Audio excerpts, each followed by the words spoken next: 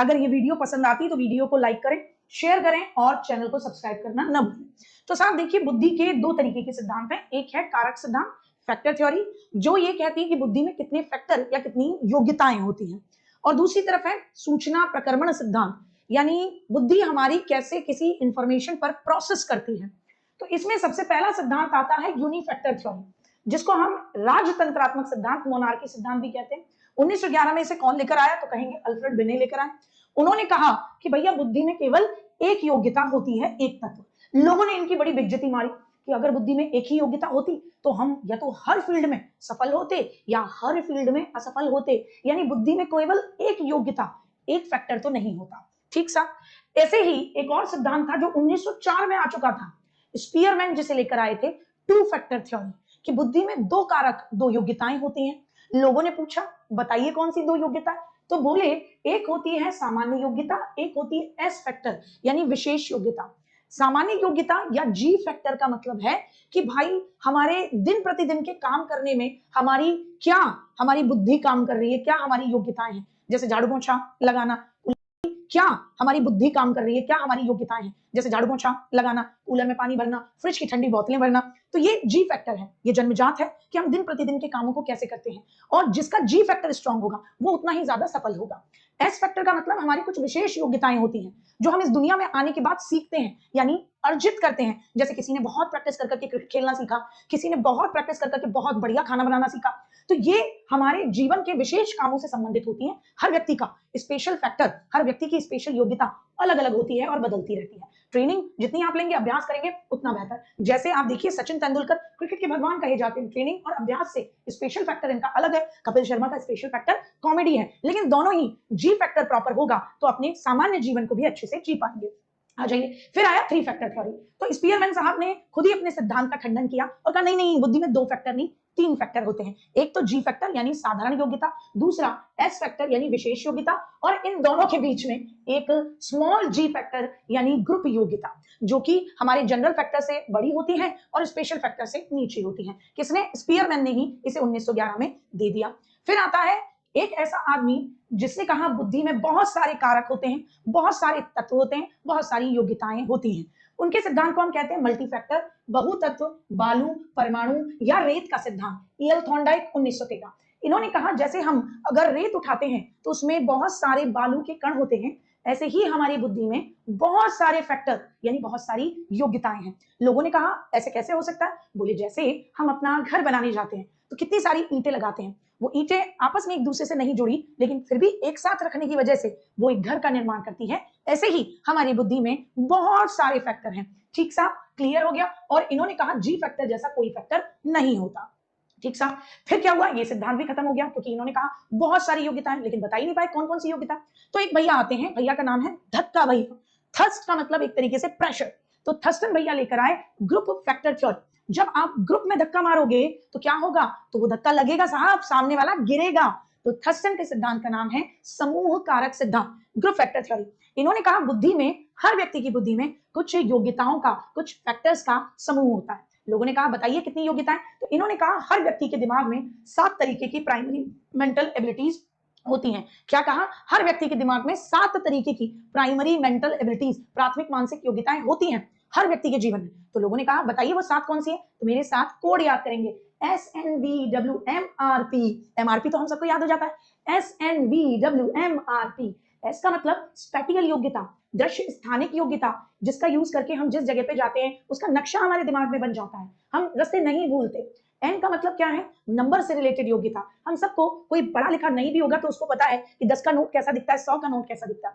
We का मतलब verbal योग्यता, हम सबके अंदर बात करने की योग्यता है। डब्ल्यू का मतलब वर्ड एसोसिएशन या वर्ड फ्रेम करने की, यानी हमारे अंदर शब्द बनाने की योग्यता है, नए शब्दों का निर्माण, शब्दों का अर्थ समझने की योग्यता। एम का मतलब मेमोरी, हम सबकी, किसी की ज्यादा तेज किसी की कम, लेकिन मेमोरी होती है।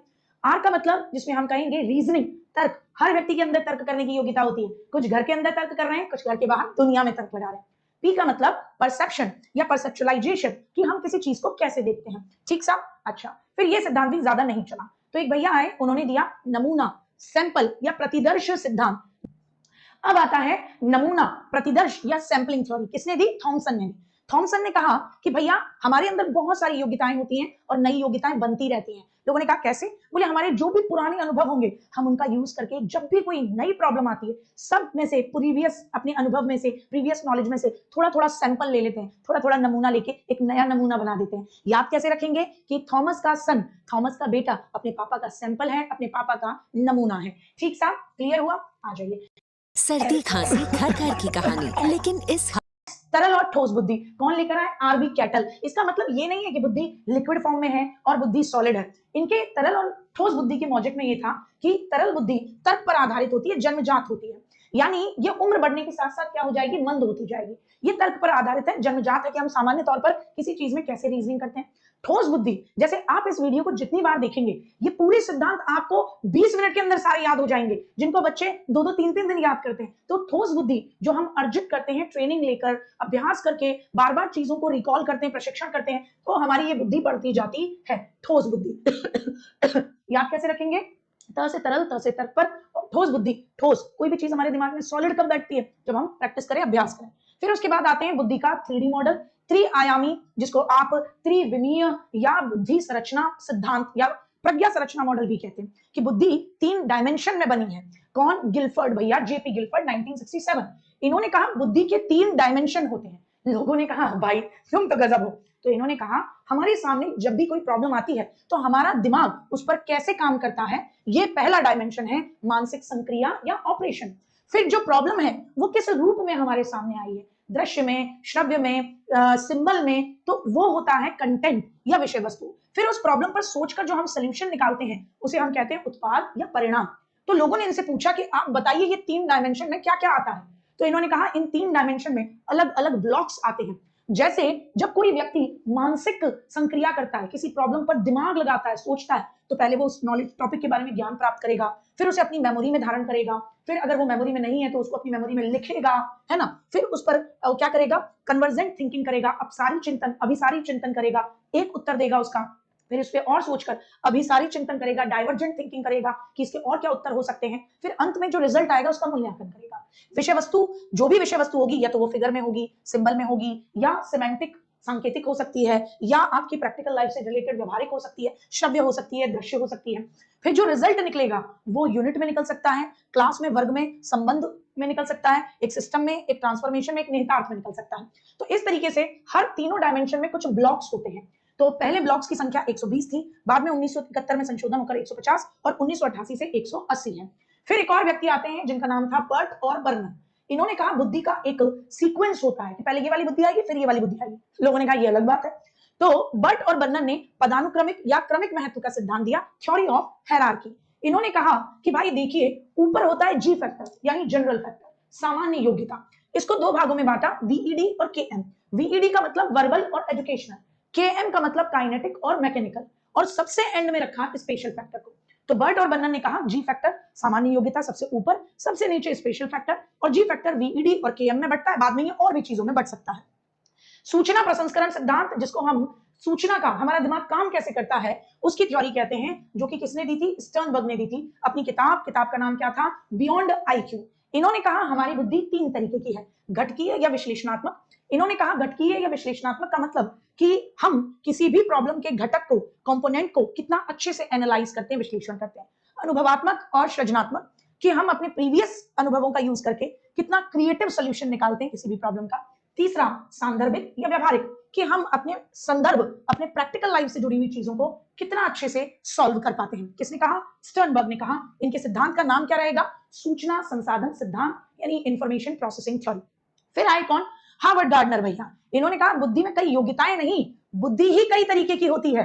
और इन भैया जी ने एक किताब लिख दी, फ्रेम्स ऑफ माइंड। क्या लिखी किताब? Frames of mind, the theory of multiple intelligence. बहुत सारी बुद्धि होती है। इनके सिद्धांत को भी हम बहुबुद्धि या मल्टीपल इंटेलिजेंस थ्योरी बोलते हैं। शुरू में इन्होंने 7 तरीके की बुद्धि बताई, बाद में 1998 में एक प्रकृतिवादी बुद्धि जोड़ी, जो कि किसान में, बॉटनिस्ट या शिकारी में होते हैं, कि वो प्रकृति को अच्छा समझते हैं, अच्छी तरीके से समझते हैं। और 2000 में उन्हें अस्तित्ववादी एग्जिस्टेंशियल इंटेलिजेंस को जोड़ा, कि जिसके अंदर अस्तित्ववादी बुद्धि होती है, वो ये जानता है कि उसका इस दुनिया में क्या अस्तित्व है। लेकिन एनसीईआरटी 8 तरीके की बुद्धि को मानता है। एक होती है लिंग्विस्टिक, भाषागत बुद्धि, जो भाषा पर अच्छी पकड़ रखता है।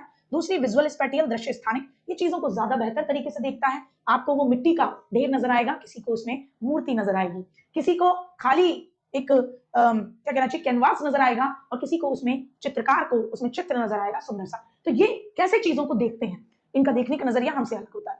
फिर आती है तार्किक गणितीय, मैथ्स वगैरह में बहुत अच्छे, म्यूजिकल इंटेलिजेंस, म्यूजिक की बहुत अच्छी समझ, शारीरिक गतिक, शरीर में बहुत अच्छी लचक, इंटरपर्सनल, दूसरों के साथ बहुत अच्छे रिश्ते, इंटरा, अंदर आ, अपने खुद के बारे में एक अच्छी समझ होना। फिर आए कैरोल साहब, इन्होंने कहा बुद्धि के 3 स्तर हैं। बुद्धि के 3 स्तर हैं। इन्होंने कहा पहला स्तर सामान्य, दूसरा विस्तृत और तीसरा है नैरो स्तर। ठीक सा। फिर लेवल 1 और लेवल 2 का सिद्धांत लेकर आए आर्थर जेनसन, जिन्होंने कहा लेवल 1 का मतलब हमारी ऐसी बुद्धि जो कि साहचर्यात्मक यानी एसोसिएटिव है, जिसका प्रयोग करके हम वातावरण में कोई भी घटना घटती है उसका संबंध बता पाते हैं, लेवल 1 बुद्धि। लेवल 2 संज्ञानात्मक क्षमता, धीरे धीरे हम तर्क लगाकर प्रॉब्लम का समाधान कर पाते हैं। लेवल 1 कोई भी वातावरण में घटना घट रही है उसके पीछे कारण को साहचर्य जोड़ना। लेवल 2 तर्क लगाकर प्रॉब्लम का सोल्यूशन करना। हैब साहब ने बुद्धि दी ए बुद्धि, बी बुद्धि और सी बुद्धि, जिसे कि बेसिकली बर्नन ने जिसे जिनोटाइप, फिनोटाइप और परीक्षण प्राप्तांक बुद्धि कहा था। अंडरवेट। बर्नन ने जिसे जिनोटाइप बुद्धि कहा वो जन्मजात है, फिनोटाइप बुद्धि जो वातावरण और अनुवांशिकता के मिलने से बनती है, और सी टाइप की बुद्धि जिसे परीक्षण प्राप्तांक के रूप में मापा जा सकता है। हैब आए, उन्होंने बर्नन के जिनोटाइप, फिनोटाइप और परीक्षण प्राप्तांक की बुद्धि को ए टाइप, बी टाइप और सी टाइप नाम दे दिया। परीक्षण प्राप्तांक का मतलब कि टेस्ट अगर मैं आपका लूं आईक्यू का, तो उसमें आपके कितने आईक्यू आ रहे हैं, क्या स्तर आ रहा है। ठीक सा। फिर आए बेंजामिन एस ब्लूम साहब, उन्होंने कहा कि बुद्धि नाम का कोई तत्व नहीं होता। मुझे तो आश्चर्य है कि लोग अलग अलग तरीके का काम कैसे करते हैं, इसे बोलते हैं बुद्धि का आश्चर्यजनक सिद्धांत। फिर आते हैं जेपी दास, नागलीवी और कीरवी मिलकर ये बुद्धि का पास मॉडल देते हैं, जिसमें पी का मतलब है जब हमारे पास बुद्धि होती है तो हम अच्छी प्लानिंग करते हैं।